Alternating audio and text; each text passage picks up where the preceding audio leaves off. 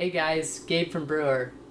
I wanted to share with you a quick solution we found if you ever experienced under extraction or dry grounds.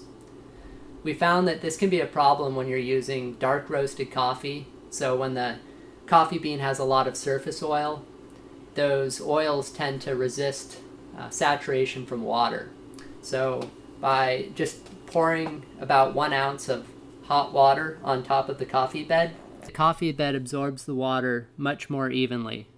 A simple test to see whether you should do the hot bloom method with your coffee is to pour a glass of water and then sprinkle a little bit of coffee that you're going to use on top of that water.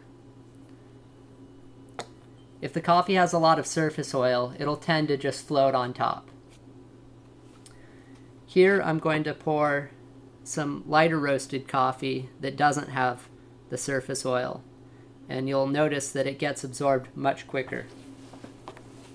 After only 30 seconds, our medium roast has fully absorbed the water, while our dark roast is still floating on top and unsaturated. So if you ever notice dry grounds with a dark roasted coffee, give the hot bloom method a try and let us know how it works. Thanks for watching.